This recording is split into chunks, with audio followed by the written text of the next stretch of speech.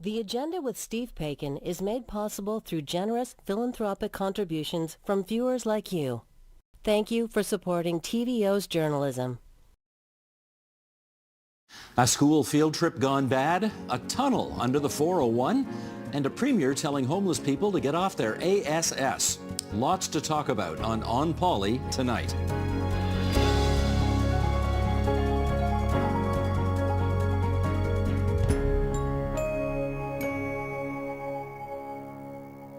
Partner, want to give me some sugar? Good there to we see go. you. Very briefly off the top, because we got a packed show, I'm wearing this shirt today because this week, 30 years ago, TVO signed on with its first ever nightly current affairs program. It was called Studio 2. I was one of the hosts. Mary Hines was the other host. And we had a 30th anniversary reunion, chez moi, this past weekend. And I'm just reveling in the memory of it all. Congratulations. Thank you. So there we go. Now, let's get back to business here. We all remember taking memorable school field trips as kids, right? Well, a field trip for a school in Toronto took a very controversial turn recently. The class was supposed to be watching a protest by supporters of the Grassy Narrows First Nation as they try to seek justice from the province. Instead, they found themselves in the middle of a pro-Palestinian protest, a somewhat different experience, and now the Ministry of Education wants an investigation. Right. So, the idea of school groups going to watch protests happen is not novel. It's not particularly controversial. The experience of seeing a protest as a fundamental act of democracy in our society, I think that's something you could reasonably make part of the education system. The issue here seems to be that there are a few issues, one of which is that students were asked to wear blue shirts and they took part in chants that included some anti-Israel slogans. The color blue was meant to signify water, right? We're talking about Grassy Narrows, a First Nation whose water supply has been polluted by Ontario industry. But it also identified non-Indigenous children as settlers, and that obviously has, particularly in the context of anti-Israeli slogans being chanted, it got very, very badly mixed up. I don't think you have to be too imaginative or speculative to see how Jewish students in particular might have felt that they were being shoehorned into a pro-Palestinian demonstration against their will, or frankly, it's not exclusive to Jewish families. Anybody might be offended by some of the language that was heard, and so obviously a problematic instance. And you can imagine if the shoe were on the other foot, if some young Palestinian kids from a school suddenly found themselves in the middle of a pro-Israeli protest, I don't think people would love that anymore. No. So this is problematic. There's a political angle on this as well. Rachel Chernos-Lynn is the chair of the Toronto District School Board. She is also a candidate running for office right now in a Toronto City Council by-election. So how this incident might affect her plans to win that by-election, we can't know, but you can imagine. Yes, and we should also mention, the reason this is on the On Poly podcast is because the Education Minister, Jill Dunlop, has gotten wind of this and has ordered an investigation of this. So clearly, it's not just a matter of local education policy in the Toronto District School Board. The provincial government would like to know how something like this can happen in a very heavily provincially funded education system as well. You mentioned this municipal by-election. That takes place on November 4th, so still a bit of time to see how this will all percolate through local politics. Indeed. And with that, we're on to issue 2. Anyone who spent any time walking the downtowns of cities and towns all over Ontario knows we have a major homelessness problem in which addiction and mental health issues play a huge role. So, it was with considerable interest that some people seized on a comment made by Doug Ford at a news conference in Cobourg earlier this week. Here's what the Premier had to say about homeless people living in encampments. Do you know what the best way to get people be able to get out of the encampments, get out of homeless? Get an application and drop it off one of these companies and start working. You need to start working if you're healthy. Bottom line, if you're unhealthy, I'll take care of you the rest of my life. Your life will take care of you. But if you're healthy, get off your ASS and start working like everyone else is. Very simple. What's the issue here as far as you're concerned? Well, we talked about Northumberland County and Cobourg in last week's episode. There is an encampment in provincial lands that is a local issue in Cobourg, and you mentioned this off the top, right? This issue of homelessness, what these local communities are experiencing, is happening in cities and towns around the province. Housing costs are up. Good jobs are in short supply. ODSP and OW, the two major provincial income supports, just don't really go very far and impose lots of conditions on people who want to access them. The Premier likes to boast about the province's job creation, but the numbers do tell at least something of a different tale. The unemployment rate in Ontario is currently 7.1%, which is higher than the day he took office in 2018. So it is not, in fact, as simple for a lot of people as just putting in an application. Well, and speaking of simple, it's not that simple if you're suffering from addiction and mental health issues and you're homeless and all of your worldly goods are in a shopping cart and you're living in some public square. It's not that simple, actually, to apply for a job. You need a home address on a resume. A lot of these people don't have home addresses. Maybe none of them do.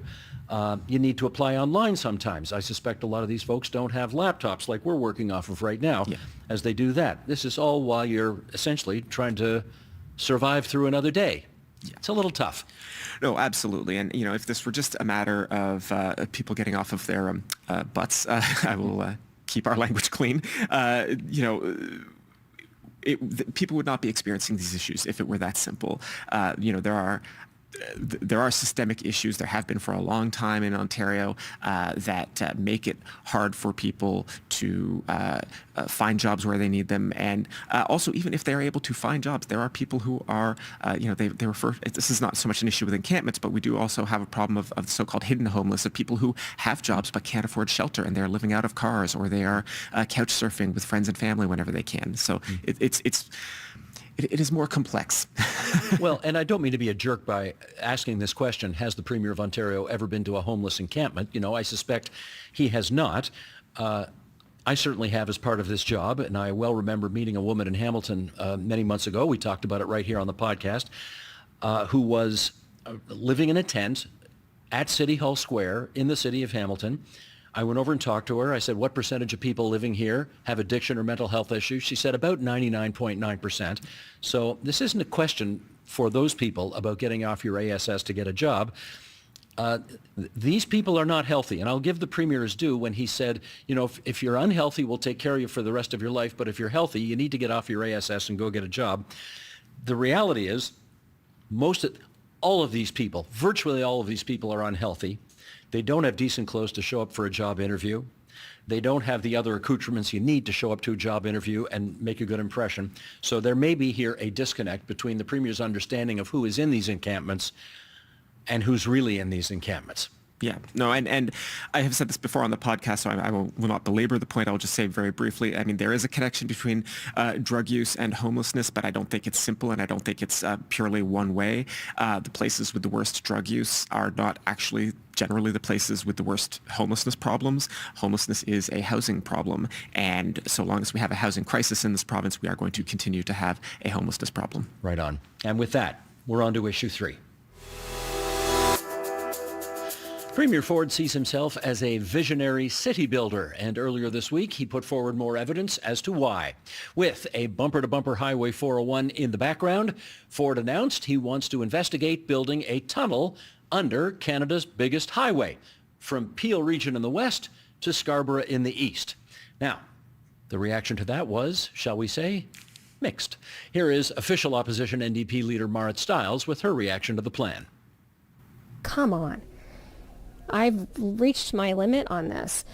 This is a fantasy tunnel when we need real, solid solutions for a serious issue. I'm not marking her down as undecided on this one. That sounded like a firm no to me. Pretty clear, yes. Yeah. So what would this involve? Well, it's difficult to say in detail because we don't really have, it's not like we even have even so much as a line on a map. But we can speak in generalities here. This would be a huge undertaking. When the Premier says, for example, that he would do a tunnel from Peel to Scarborough, just for argument's sake, I'm taking this as something like from Pearson Airport in the west to Kingston Road in the east. That would be about 45 kilometers of tunnel, about double the length of the world's longest road tunnel currently. Now, usually you ask for a feasibility study if you are undecided on something. Yes. You say, let's look into this. And if there's a good case for doing it, we'll do it. But if there isn't, we won't do it. The Premier did not say that at his press conference. He said, this thing is going to get built. We are going to get it done. Yeah, I mean, my concern there is that he more or less just told every civil engineering company in Canada that, like, money is no object. Like, what's the bidding process going to look like here, really? Well, and he did not offer any cost estimates or even ballpark figures as to what this might cost, just as he has not for Highway 413, which is also in the process of being built. But this is not completely unprecedented. There are other attempts to build either underwater or underground tunnels elsewhere, so we have an idea about cost. What do you think? Well, so that Norwegian tunnel that I mentioned, the world's longest, cost something like $1 billion US when it was finished about a generation ago, if I have my numbers right. But for a bunch of reasons that are too long to get into here, English-speaking countries don't tend to build as efficiently as others. So if we take an Anglophone comparison, the WestConnex project in Sydney, Australia will be about 35 kilometers of highways when it is complete, mostly underground. The initial estimate was that it would cost $10 billion. New, more recent estimates suggest that could be as much as $45 billion now. And unlike what the Premier has assured voters, that this tunnel will not be tolled, the WestConnex project will be tolled. I think that's important here because, there's at least the prospect of making some of that money back from user charges and helping defray the cost. As presented by the Premier this week, this tunnel would be paid for purely out of tax revenue. Now, I note the three opposition leaders at Queen's Park don't necessarily agree with each other on everything or get along much. They're as competitive with each other as they are with the government of the day. But Mard Stiles, opposition leader, Bonnie Crombie, Liberal leader, Mike Schreiner, Green leader, all say, why would you undertake a project of this magnitude, which will, even if you were to do it, and even if you could afford it, which will create havoc and chaos for 20 years while you do it, why would you do that rather than just pluck a simpler solution out of the air, which is to say, get all the trucks off the 401, let them ride for free on the 407, maybe widen the 407, maybe repatriate the 407. We owned it, we sold it, maybe buy it back. I don't know. Well, to that point, I mean, if this were to get into the 30, 35, $40 billion range for a tunnel of this magnitude, and I think somebody needs to convince me that's not at least on the table. I think that's a very plausible range of costs. More, way more. The 407, it's difficult to say what the cost of buying back the 407 would be, but some of the hints we have is that it could be in the $30 to $35 billion range. Now, it already exists. We don't have to talk about construction chaos. We don't have to talk about cost overruns. Buying it back would be relatively straightforward. So again, if the cost of this kind of a project starts to get into that $30 billion range, buying back the 407 starts to look very, very attractive as an alternative. But the Premier has kickstarted a fascinating debate about how we want to spend our money and what we want to spend it on, and I'm sure that debate will take place for years and years to come. And as we just did, speaking of the Ontario Liberals, here comes their leader. The Ontario Liberals held their annual general meeting in London last weekend. The party has a new logo and a new slogan for its new leader. So joining us now is that new leader, Bonnie Crombie. Great to have you with us here at our onpoli table. Thank you. Thanks for having me. Over to you, JMM. Sure. So you just had your annual general meeting. What, in your view, was the most important thing to emerge from the conference this past weekend? The unity, the excitement, the energy, the momentum. And I think Steve will know this number very well, but it's been 14 years since Liberals have had a policy convention.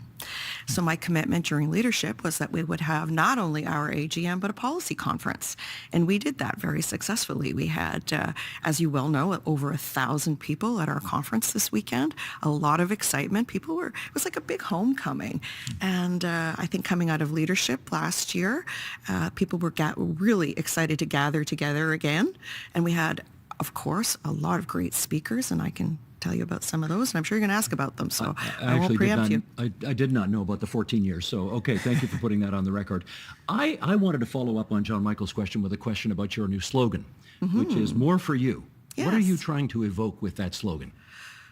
Well, as you well know, I feel very strongly that Doug Ford has failed Ontarians, and he's more focused on his rich friends, cronies, cozy insiders, than the families and the people of Ontario.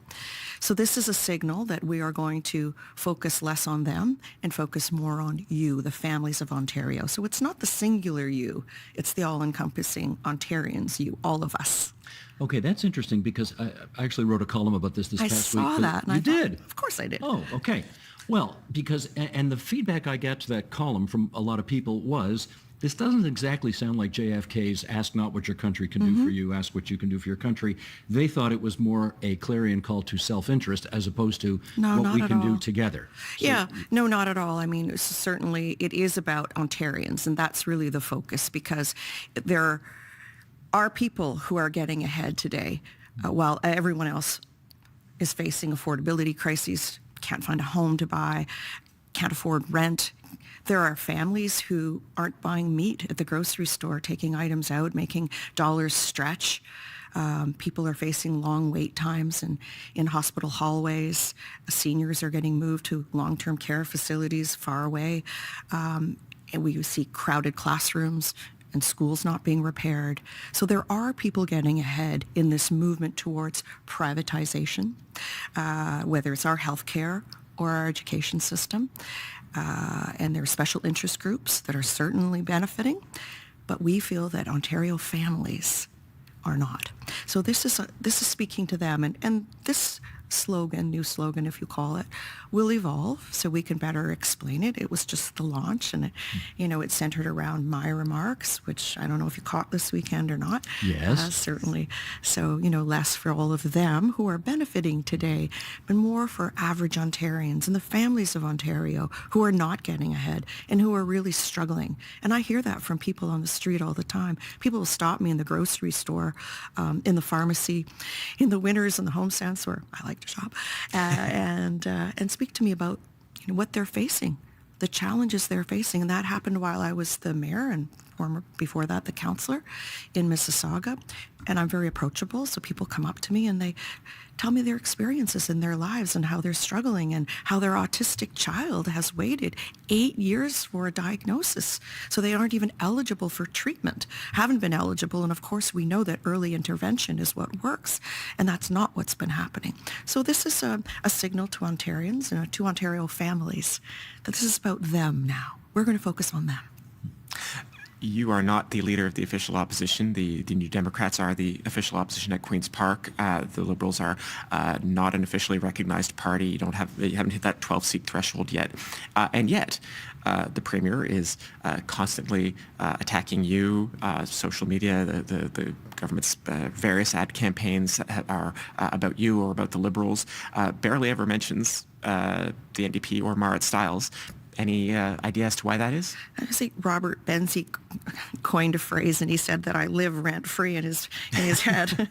I think he's trying to distract Ontarians from their key priorities that are facing them today, the key challenges as I described, the healthcare challenges, long waits to get into hospital admission, hallway medicine, large classroom sizes, the lack of special education teachers. So he's trying to put the focus on me rather than himself and his own failures. And for whatever reason, we butt heads a couple times while I was mayor of the city of Mississauga and while I was chair of the big city mayors. And I'm a very forward and forthright person. Everyone knows where they stand with me. So I call it out when I see it. You told a story at the convention, actually, where when you were the mayor, he approached you and said, why don't you ever say nice things about me? Yes, he's... So why don't you ever say nice things? He doesn't take criticism.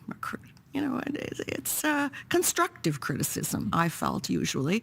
How he was gouging municipalities with his many changes to his housing bills. Frankly, I remember the one very well where I pointed out to him that Peel Region had 21% of the population of Ontario, 11% of the population, but 23% of the cases of COVID, because of course we're the manufacturing center, but 7% of the vaccine. And how is that possible when communities that have conservative representatives, rich friends and cronies, are getting vaccine, but it's not going where it's needed. And he didn't like that. He didn't like that I challenged him as mayor to, the effects of his various bills, and there's been so many of them, but I think it was 23 at the time, or maybe it was 105, on the detrimental impact and the unintended consequences that communities were facing as a result of this legislation. And as you well know, I used to have weekly town hall meetings, press briefings, conference, yeah. exactly. And, I would call it out. And so he doesn't take well to constructive criticism. Let me, speaking of which, let me tell you two things that I hear about you all the time. You know what? I'm out there talking to people. Yes. The first is, I'll give you the good news first. The first is you got a lot of energy. You rev up the troops. You make liberals feel good about being liberal again after, many years Proud in the to wilderness. be liberal again, yep. Okay, and they like that about you. The other thing I hear, however, is not much policy coming out of Bonnie Crombie and the Liberals yet. Uh-huh. So can I do a bit of a checklist here and see where you are on various things? Yep. Okay. This current government canceled the basic income pilot that the previous Liberal government under Kathleen Wynne brought in. What would you do if you were Premier? Well, certainly I wouldn't have canceled it. I wanted to see the results. I think it's a great idea, and I think it will save taxpayers money. Okay. What about on the issue of taxes? Any taxes you prepared to raise? Well, in fact, we've already announced that we're slashing small business taxes in half. And I think that's, it gets lost in all the busyness that's at Queen's Park. And the day that we announced that tax cut was the same day they announced Honda over in Barrie. So it maybe got lost in the media, but we're back at it now, and people are focused once again. I mean, the summer is a little bit of downtime for everyone, and so we're back at it. I think we're a party that has proposed. We're a party of proposition, not opposition. So if you actually look back at many of the private members' bills that Adil Shamji has proposed, or Stephanie Bowman, or frankly Stephen Blay or Andrea Hazel, they have numerous to their names. And one of them was, of course, the tax cuts. Okay, let me do one more. Sure. Guys like this, when they write columns, always say, why don't you bring in congestion pricing? So that, which they did in London, England, and which deters people from driving downtown and collects money for the Treasury that you can spend on public transit and so on. Congestion pricing, is that something you'd consider? Not at this point. I mean, we see today how ineffective the 407 has been because it's a toll road. It's under capacity and underutilized. And so I think we would see the same thing. So, I think people feel that they're already contributing to the building of roads through their taxes, and this would be a double taxation. So I don't think people would look very favorably on a congestion tax. When the Tories won in 2018, they had a number of items on their to-do list right away of liberal policies they wanted to reverse, whether that was cap and trade, whether that was green energy. Frankly, the list was substantial. I'm wondering if there's anything on Bonnie Crombie's to-do list on day one, a Tory policy, a current policy of the government that you would reverse on day one. Yeah. So more for me, it's different priorities.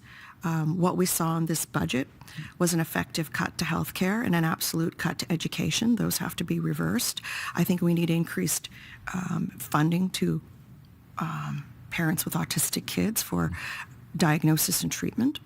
I think we're on record as doubling the ODSP because those are the most vulnerable of our communities are really suffering. So for me, it's focusing on the key priorities of Ontarians. And frankly, this government came in with great promise that they were going to build housing. And let me say they have been an abject failure on building housing. They aren't meeting 50% of their targets. April was the worst building month on record. Is that their fault, or is that interest rates, lack of labor available? That can be done. Well, look, BC is finding a way to build. Alberta, the province of Alberta is building homes. The state of Texas is building homes. The province of Ontario hasn't figured it out. So I would say there's been an abject failure on those three fronts, and that's where I would be putting investment.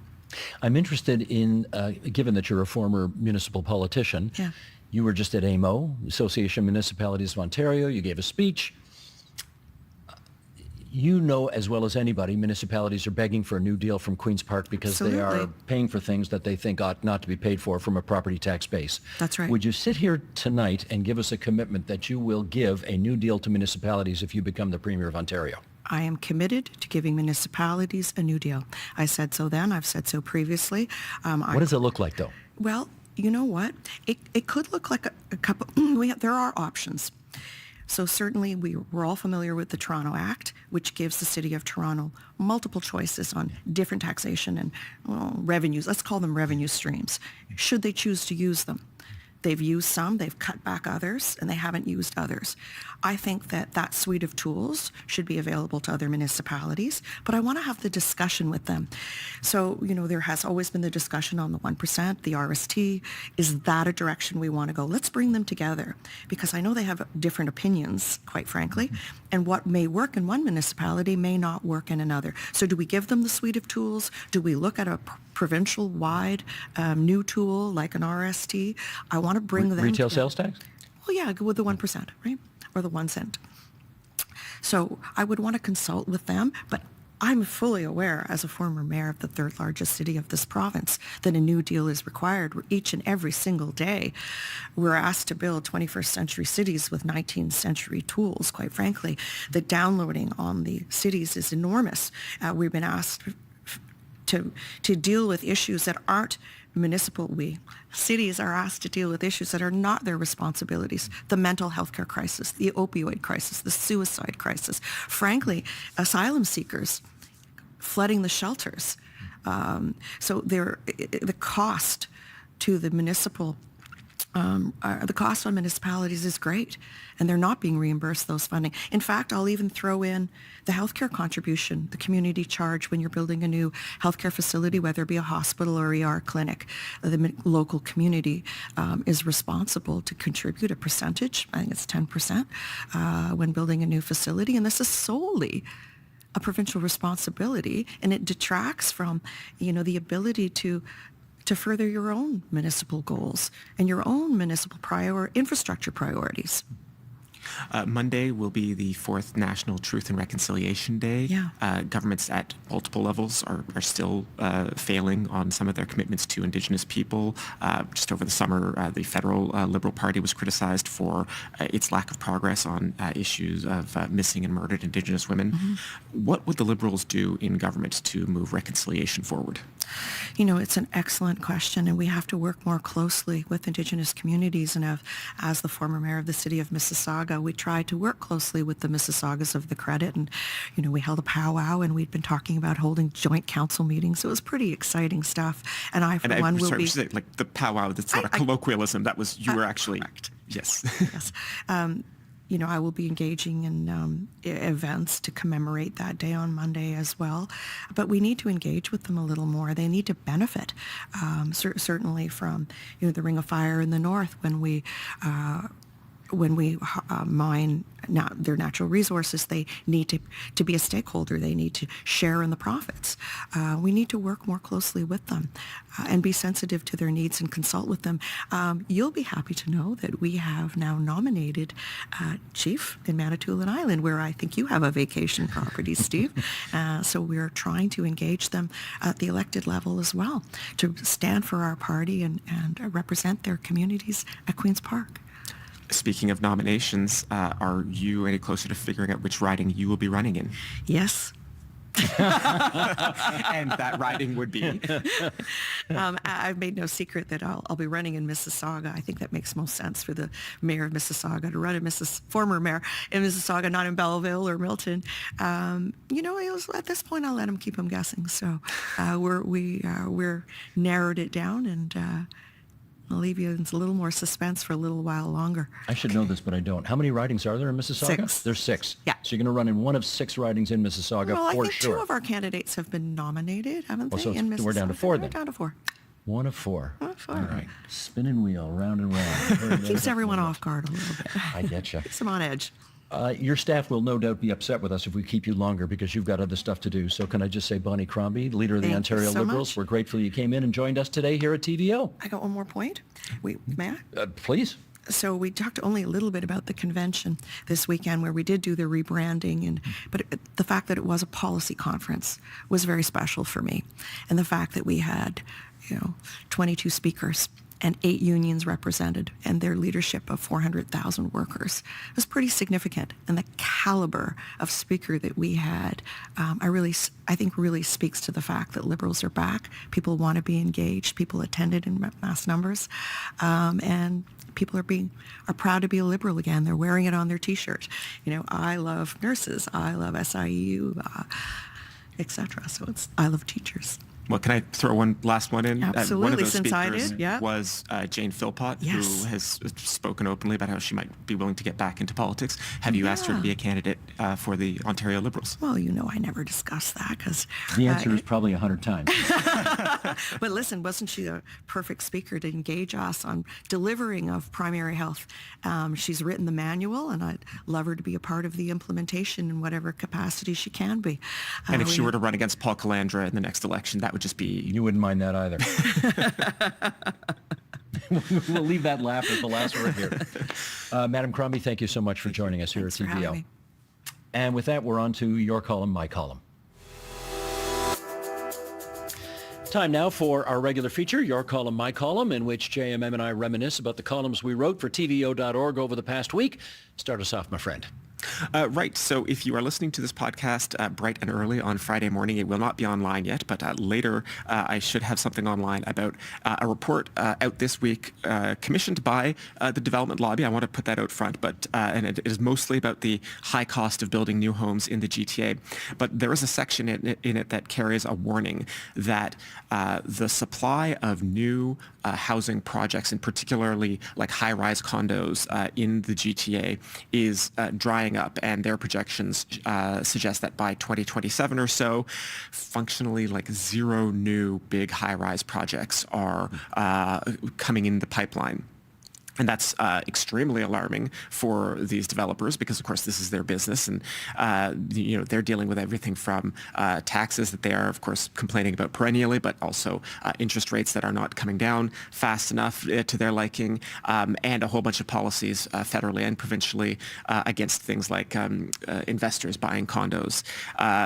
They are very concerned that just as with interest rates coming down, just as buyers start coming back to the housing market, there will not be the supply there to meet demand.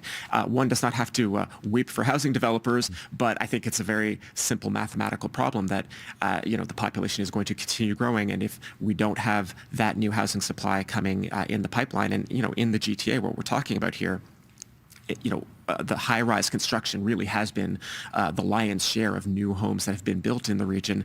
That's a huge problem, and it is one that developers are increasingly alarmed about, and I suspect that governments are going to have to come up with a solution to. Gotcha. And how about you, Steve? Apropos of our conversation with Bonnie Crombie and the Liberals' annual general meeting, which took place last week in London, I decided to do a column on their new slogan. And I was very interested in what she had to say in our interview about that slogan, because my read on it as I first heard it, and the slogan is "More for You." And the chant at the convention was "Less for them, more for you. Less for them, more for you." When I heard that, to my ear, it sounded less like, well, let me pluck this out of thin air as an example. Dalton McGuinty's slogan in one of his election campaigns, I think his last one actually, 2011, was "Forward Together." That is kind of a clarion call for all of us to work together, to think about what we owe each other as we build a society. I'm not making a value judgment on it. I'm just saying that's what it evokes. Yes. This new slogan, "More for You," sounded to me a lot more baby boomer, me, my generation, what's in it for me, what's government going to do for me? Yes. Not, as I indicated, sort of John F. Kennedy's ask not what your government can do for you, ask what, or your country can do for you, ask what you can do for your country. So I was interested to hear her answers on how she regards it. That's what my ear heard. Maybe other people heard something else. But anyway, we have the lots of time between now and the next election to figure out whether it's all about moving forward together or more for you. I mean, who knows how much time we actually have, but we've got a few months at least. Well, a few months, yeah, we shall see. No mailbag this week, right? No mailbag because we've got a bit of a packed show, so we will get to questions and comments next week. If you would like to ask about content on the show, however, you can always please email us at onpolitics@tvo.org. Great. And that is the On Poly podcast for this September 27th, 2024. And until next Friday, everybody, bye-bye. Bye-bye, everyone.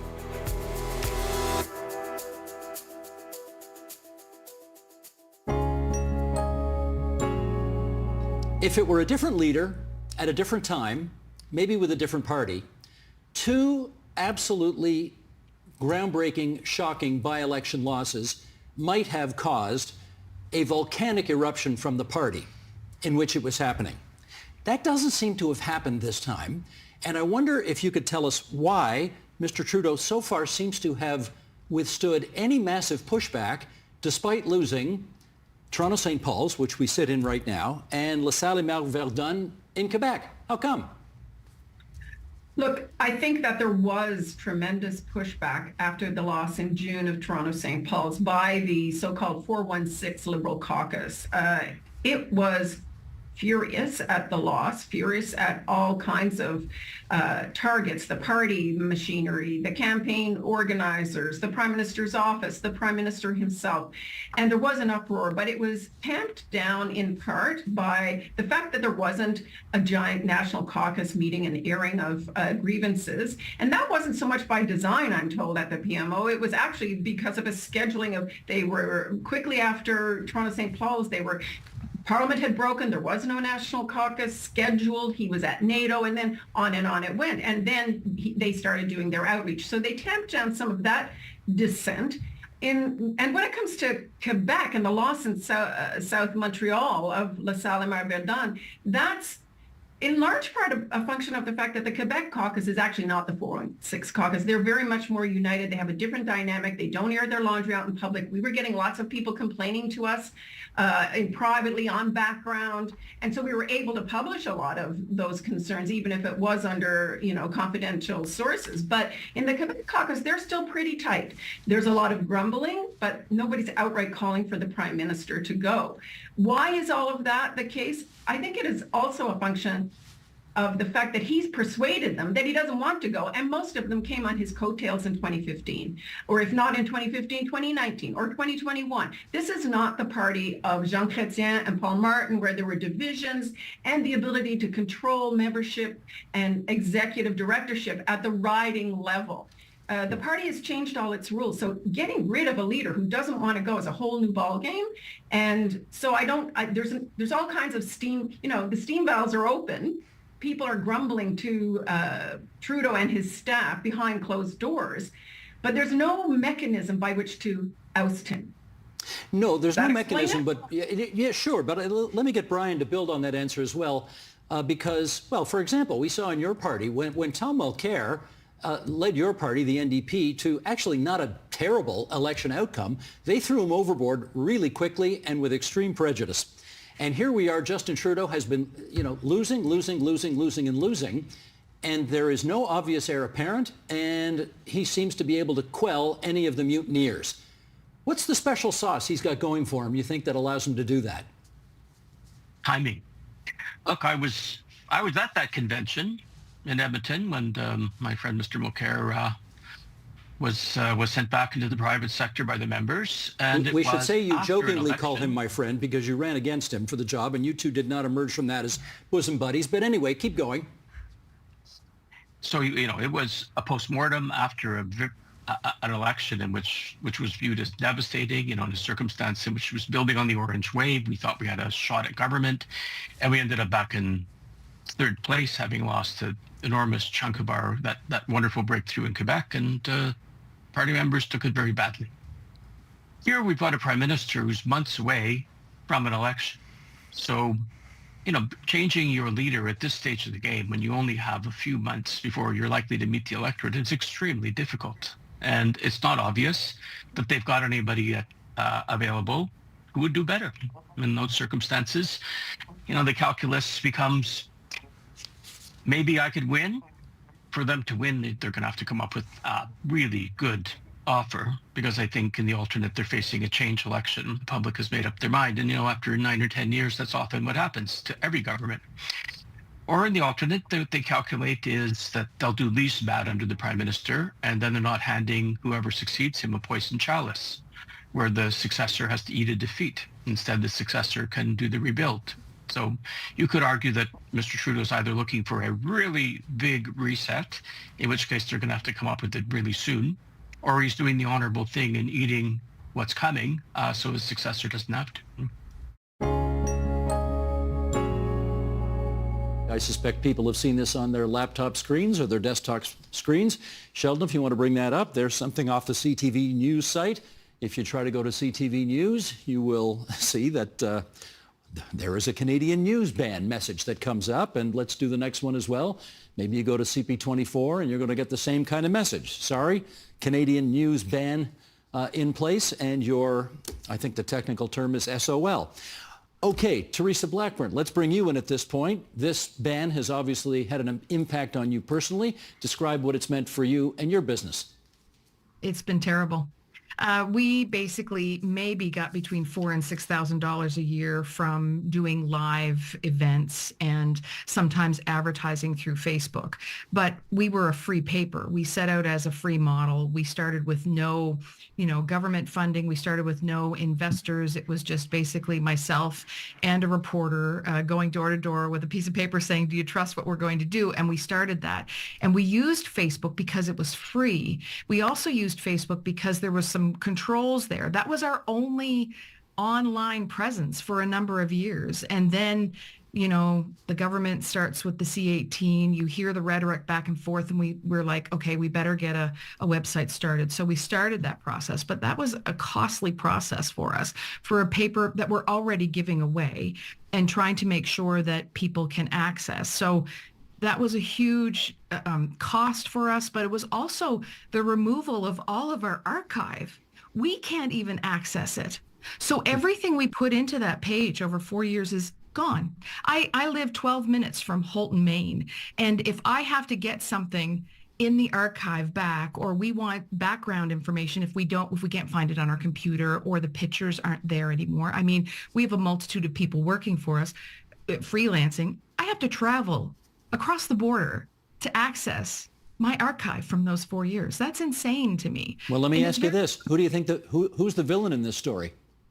I think it's, first off, Facebook has taken so much from us, and they can't be community players. They say that they care. They don't care. They're willing to take all of the money, but they're not willing to help us inform the public.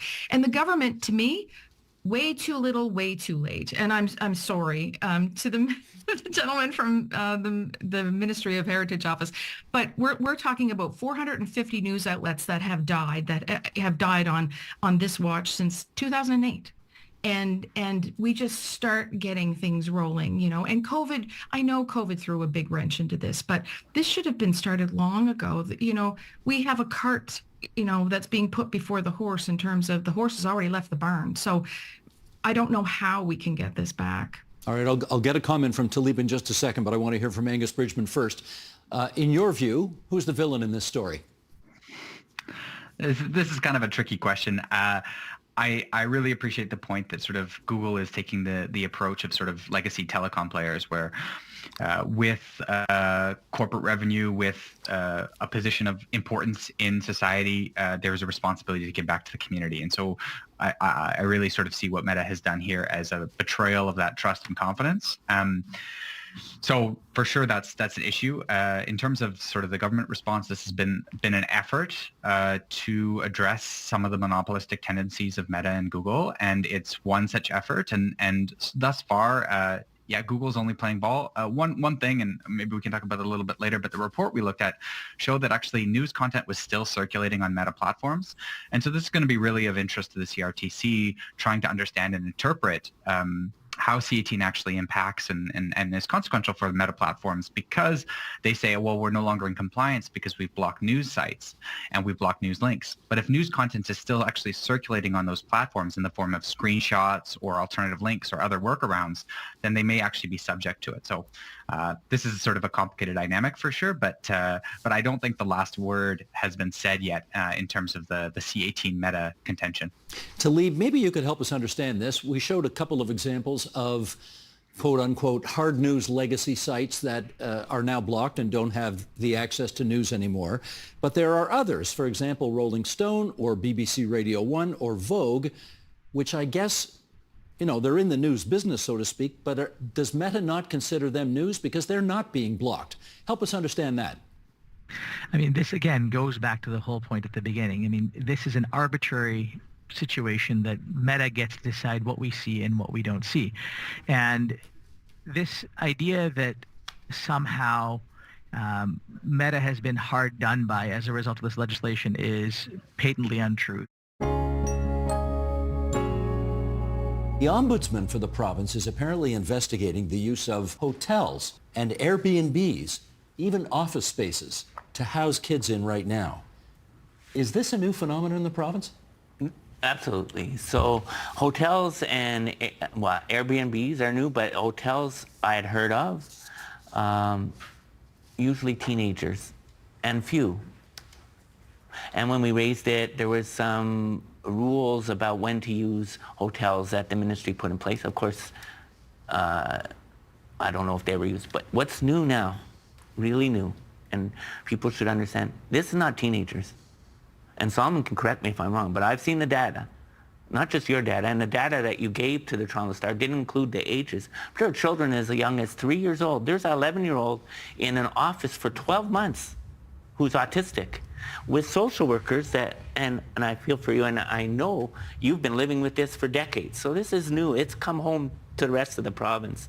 Social workers who are not trained to be child and youth care workers, working overnight shifts to just manage this child living in an office, 11-year-old autistic.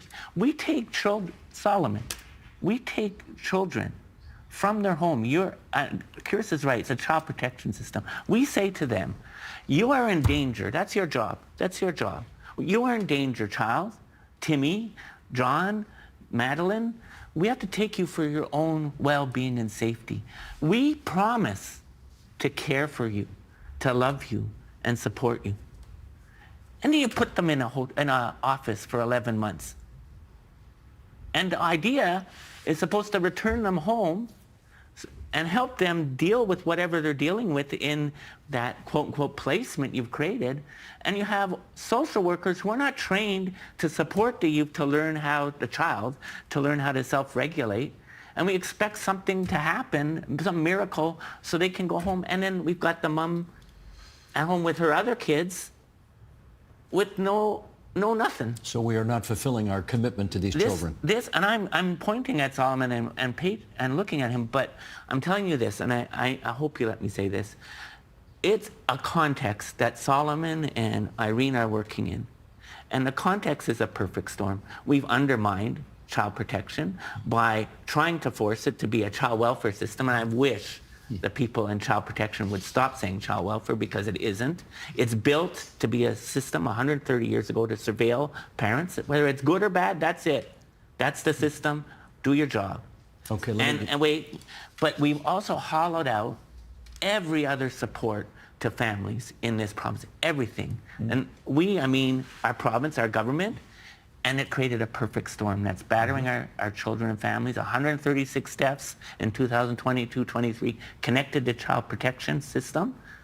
136, that's a record for Ontario. And you and I have been around a long time, a record every 3 days. And it's not acceptable. It's not. Solomon not wants a word here. Yeah. No, so Steve, one of the things that never makes it to the news or the news media is that 97% of investigations that child welfare gets involved with, children stay at home. So it is not that child welfare brings kids into the child welfare system. In 97% of our investigations, children stay with families. And families is always the first place CSs want to go to try and find support for children. Yeah. You will be looking at things like uncles, aunties, grannies, so all the supports within the communities. Over the years, one of the greatest support structure that we've had within child welfare is a foster caregiver system, where we've had parents that have showed up and said, listen, I'm putting my hand up. I want to take another child into my family. Well, we don't have enough foster parents anymore. Yes, just in the last 3-4 years, foster caregivers have dropped by 30%. It speaks to some of the economic challenges and how that is affecting families and their willingness to take in some of the children we are talking about. Is that because the province doesn't give these foster parents enough money to help support the kids? Is that one reason we don't have enough? There are a number of reasons. One of them, obviously, Steve, includes some of the legislative requirements. So foster caregivers are feeling like there's too much of a burden in doing this work from a legislative space. And then the other piece you're looking at, because of some of the complexities of care, that we are seeing in the child welfare spaces. So when they talk about kids presenting with autism, sometimes the long wait list that they are on to be able to get supports on the other side becomes a challenge. Some of the mental health supports, and it's not that these community service providers are not interested or willing to, it's just the same capacity issue we are talking about. Curious. And that is a challenge we're dealing with. I just want to jump in because something you said triggered me. This is exactly the same conversation we had 10 years ago. You know, it is very common for the child welfare sector or the child protection sector to say, look, 97% of the work we do actually is really positive and so on, and nobody wants to talk about that. And I tell you why nobody wants to talk about that. Because it's an expectation. Yes. You exist for things to go well. And so we're not going to talk about things that we expect to happen. We're going to talk about the things that we don't expect to happen, which is why it doesn't matter that 97% of the work goes well. That's just what we expect. Looking at the French immersion debate that's obviously played through the decades, what are some of the barriers of producing fully fluent graduates?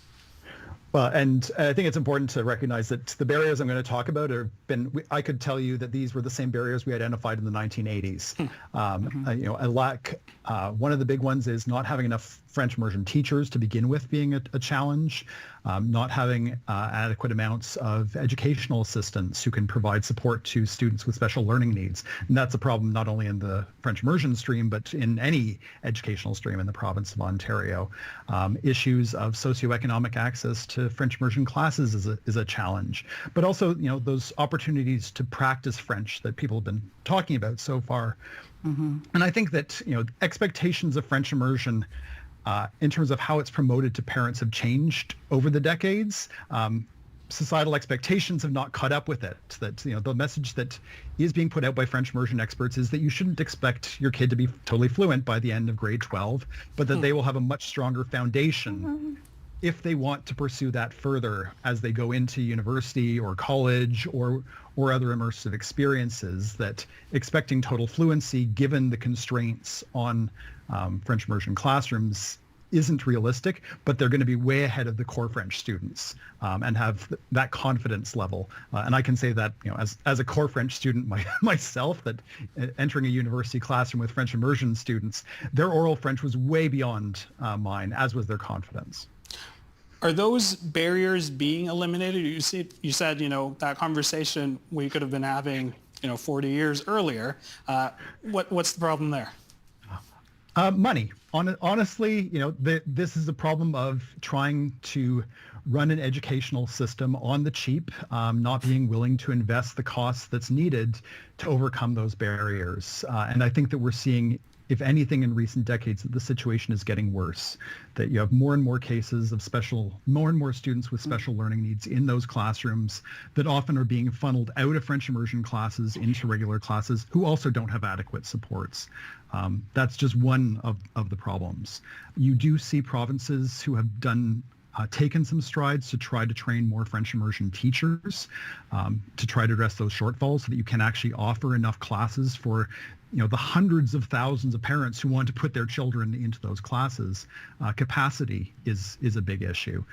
But a lot of this really just comes down to dollars and resources and an overall under-resourced education system. All right. Betty, I'm going to get you to respond because I also know that you wanted to get in there with Matthew's comment about well, just in fluently. terms of barriers, what we're seeing in French immersion is we've seen 5% annual growth in the program in terms of enrollment over the last 17 years. So the demand is very, very strong. It's hard to keep up with the demand, clearly, but the one of the well-spoken, well-touted barrier is the lack of teachers. Right. So the supply and demand around teachers. That supply and demand is an issue that has, kind of plagued French immersion over time. I mean, it's been around for almost 50 years.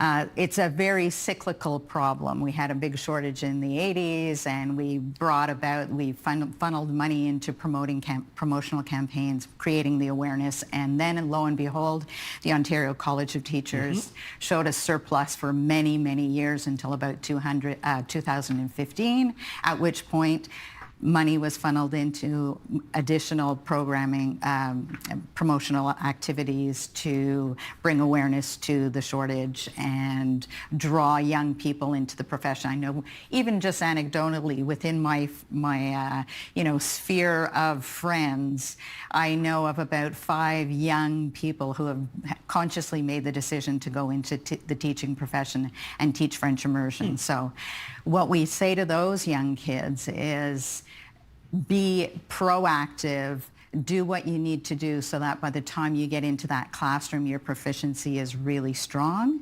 and you're able to support the kids along their journey. All right, Elena, I'll get you in on that as well. Yeah, I mean, the barriers there, it's a tale as old as time, right? We have been hearing this. I'm a product of the French immersion system, I should say, full disclosure, and proudly so.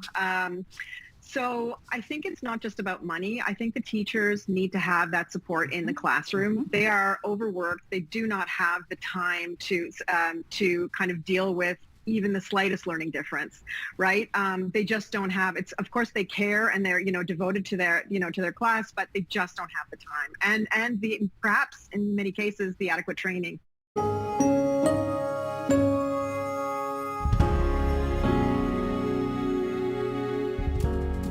And that is the agenda for Friday, September 27th, 2024.